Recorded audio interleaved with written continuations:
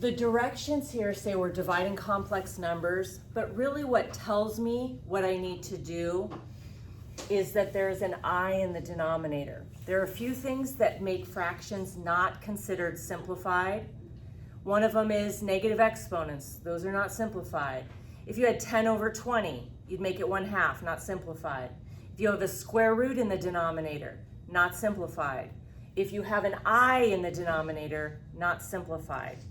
So the way that, as soon as I look at that and I see there's an I in the denominator, my thought is I need to get rid of the I in the denominator. And in order to get rid of it, you multiply by the conjugate.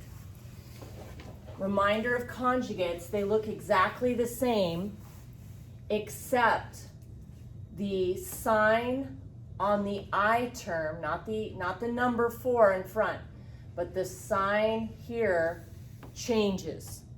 So in this one right here, we have an A minus BI. So if this is a -4, the conjugate is a 4 plus 4i. I'm only changing the sign in the middle on the I. Okay, so I'm going to multiply by the conjugate of the denominator. So I'm multiplying by 4 plus 4i. But whatever I do to the bottom, I have to do to the top. Now, we could kill a lot of trees here and start expanding out forever. I'm going to simplify, multiply the tops together and kind of work my way up, multiply the bottoms together and work my way down, and then come over to the side. So if I multiply numerator times numerator, I need to take -3i times 4 and -3i times 4i. So multiplying -3i times 4, I get -12i, and then -3i multiplied by 4i is -12i squared. Then a property that we have for imaginary numbers is I squared is equal to -1. So I see that I squared there. So I want to replace that with the number -1. Now for time's sake, I didn't do it twice. I'm like, okay, well, what if I put a -1 there? -12 multiplied by -1 is +12. And then I still have the -12i right there. Okay, so I've multiplied numerator times numerator, and I have gotten to -12i plus 12. Okay, now I want to multiply denominator times denominator. That's going to require me to FOIL. Now there is a small shortcut. If you don't notice it, it's no big deal.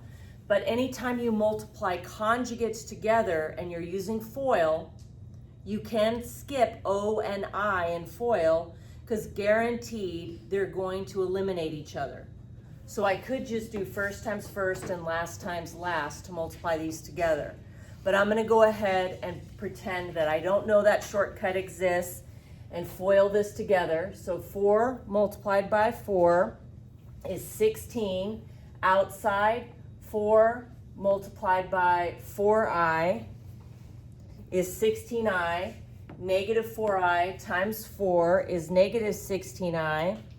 And then -4i times +4i is -16i squared. Now, no surprise, 16i and -16i, they're going to get rid of each other. So I'm going to cross those off. And then I also have I squared sitting here, and that needs to get replaced with -1. Okay, so let's do a little bit in our head here. -16 multiplied by -1 is +16. There's a +16 here, so 16 plus 16 is 32. So once I've multiplied the denominators together, I got 32. And let's just pause and remind ourselves, did we accomplish what we set out to? The reason we multiplied by 4 plus 4i was to get rid of i's in the denominator. And our denominator is now just 32. So notice how that accomplished getting rid of the i's in the denominator. Okay, now next, we have the answer essentially, but the formatting of complex numbers, our final answer needs to look like a plus bi or a minus bi, two very separate terms. So to separate these, we want to put negative 12i over 32 plus 12 over 32. We're basically undoing addition. So both of these separated over 32. Now, again, the reason we can do that is if I was adding fractions, we would add the tops over the common denominator. So we're just undoing addition. Now that we have these separated, see how it's looking more and more like those, we should simplify. 12 over 32 can be simplified. We can divide both of these by 4. 12 divided by 4 is 3. 32 divided by 4 is 8. Same thing here. So I've got plus 3 over 8. We're getting closer. Formatting is the number first and the I second. So I have these guys, so I want to switch those. So my final answer, I'm putting the 3/8 first, and then I have the minus 3/8 I. Now some of you might be wondering, up here the I was in the numerator and I put it on the side. The reason I can do that is because if this was I over 1, and you multiplied I over 1 times 3 over 8, I times 3 is back to 3i, and 1 times 8 is back to 8.